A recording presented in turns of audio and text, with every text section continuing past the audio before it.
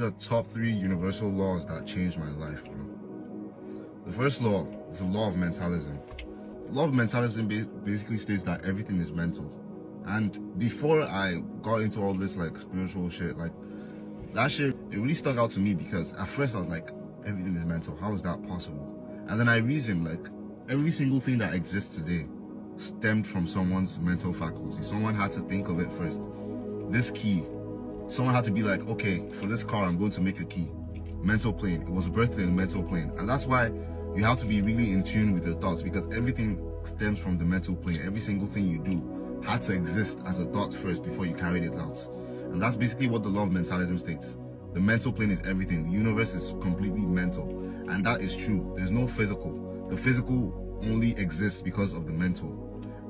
And the moment you're able to understand this, then you'll be more intentional with your thoughts. You take the thoughts you put out more serious, and you take the thoughts you receive serious as well.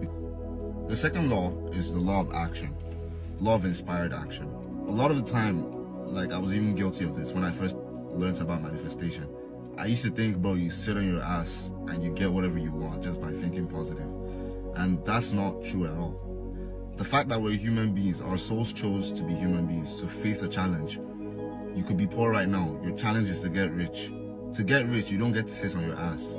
You have to think like a rich person, and you also have to take on the actions of a rich person. Think about it.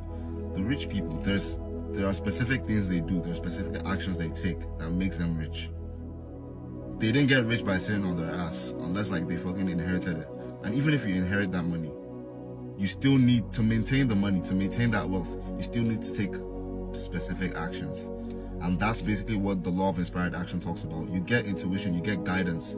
Act on those things, because whenever you get those ideas, they're like sure bankers, bro. And you just know there's something that will tell you like, yeah, this is exactly what I need to do.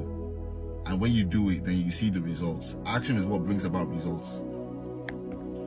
How do results come about? You think of what you want, you get the ideas, you get the thoughts. The law of mentalism, you get the thoughts that will bring about that desire. Then you take action to bring those thoughts to life. That's exactly how it worked. The next law that changed my life, the law of correspondence. As within, as without, as above, so below. What does that mean? The universe, the world around you is a mirror of what you have inside here. The way you think, the beliefs you have, the identity you hold, that's what reflects externally. And before this, I didn't really understand it, you know, like I was like, what does that mean? But then over time, you begin to understand that the life you live is basically things you prayed for.